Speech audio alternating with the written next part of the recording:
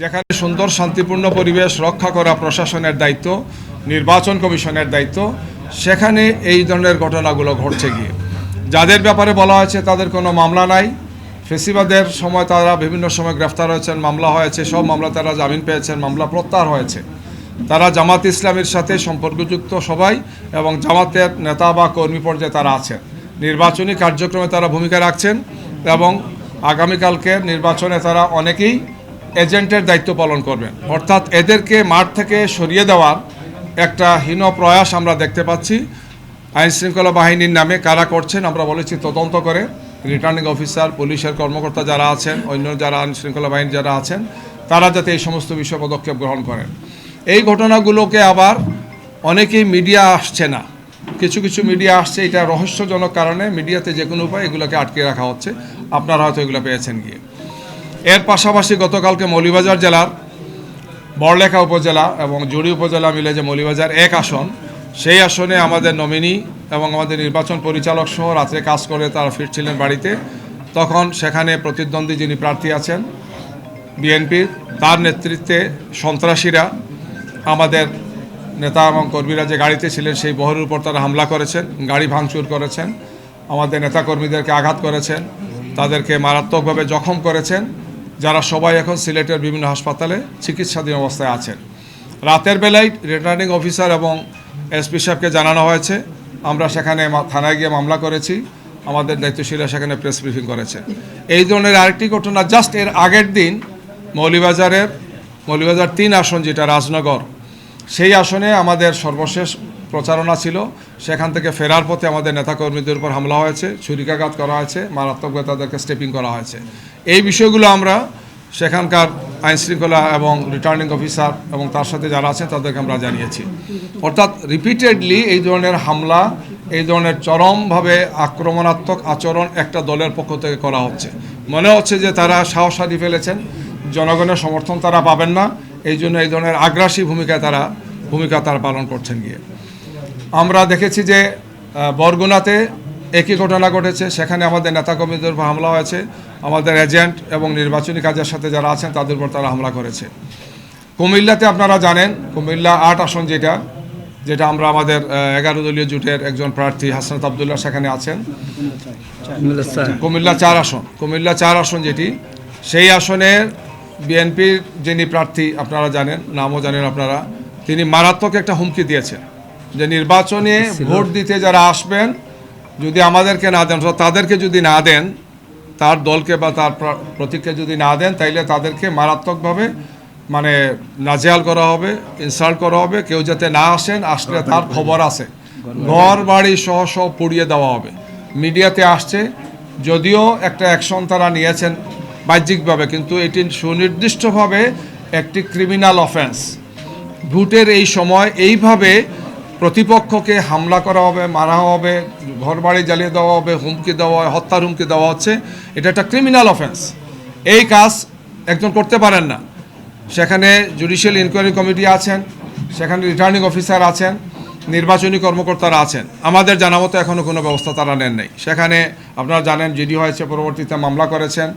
আমরা এই সমস্ত বিষয়গুলো আপনাদের মাধ্যমে জানাতে চাই যে মনে হচ্ছে যে প্রশাসনের একটা অংশ যে কোনোভাবেই হোক, যে কোনো কারণেই হোক, তারা একদিকে হেলে পড়েছেন, একটা দলকে অন্যায়ভাবে, অন্যায্যভাবে তারা বিভিন্ন সুযোগ সুবিধাগুলো দিয়ে নির্বাচনের পরিবেশ নষ্ট করছেন। আমরা এটাও স্পষ্ট ভাষায় বলতে চাই যে অতীতে গত 16.5 বছর যে ইলেকশনগুলো হয়েছে, 15.5-16 বছর,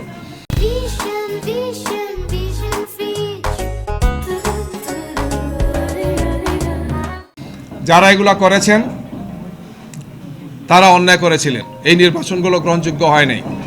এবং যারা এই কাজের সাথে জড়িত ছিলেন গত 15.5-16 বছর ইলেকশনে, তাদেরকে জনগণ তাদেরকে লাল কার্ড দেখিয়েছে।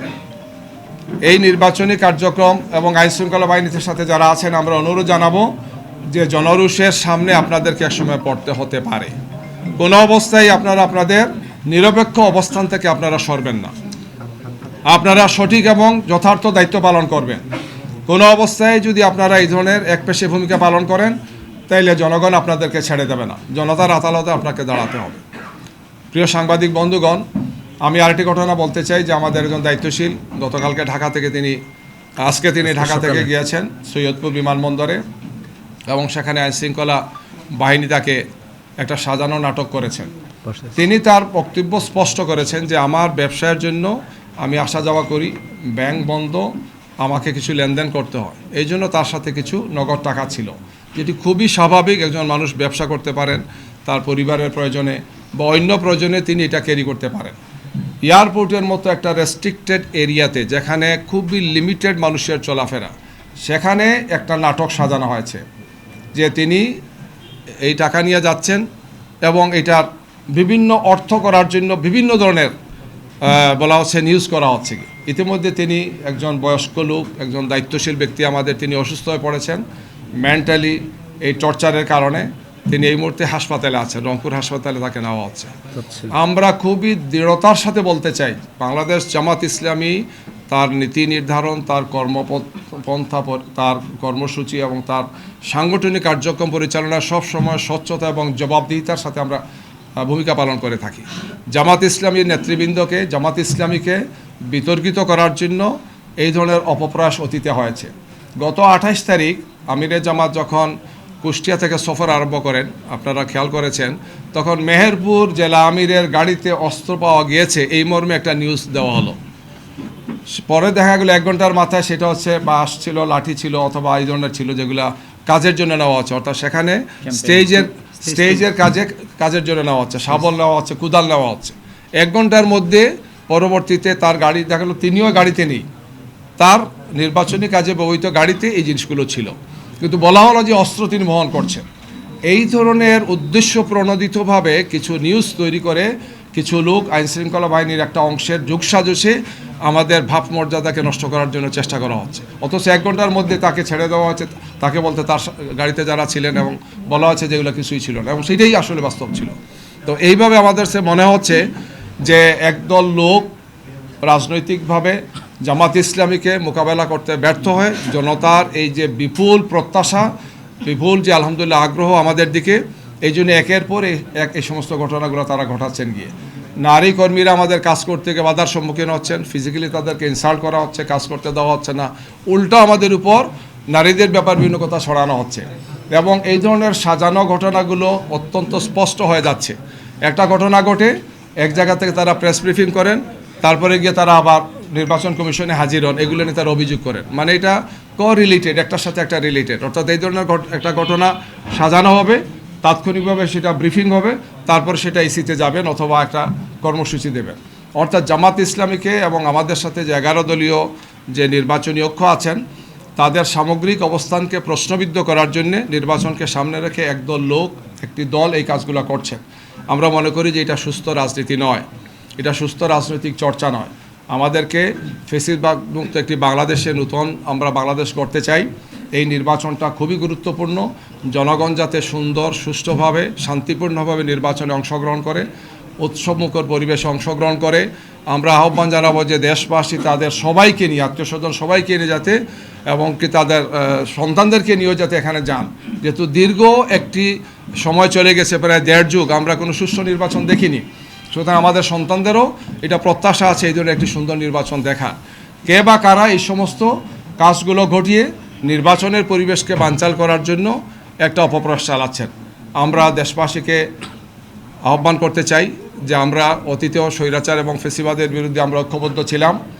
সামনে যদি কেউ এই ধরনের ফেসিবাদী আচরণ করে, বিভিন্ন ধরনের নাটক সাজিয়ে যদি নির্বাচনকে বানচাল করার চেষ্টা করা হয়, তাহলে জনগণ এটাকে ছাড় দেবে না। আমরা জনগণকে সাথে নিয়ে এটাকে মোকাবেলা করব। বাংলাদেশ জামাত ইসলামী আমরা জনগণের সাথে আছি, জনগণকে সাথে নিয়ে আমরা আগেও আমাদের দায়িত্ব পালন করেছি। আগামীতেও নতুন বাংলাদেশ গড়ার ক্ষেত্রে আমরা যুবক, তরুণ এবং বাংলাদেশের সর্বস্তরের মানুষকে নিয়ে আমাদের লক্ষ্যে আমরা এগিয়ে যাব, আমরা সেই প্রত্যাশা করছি।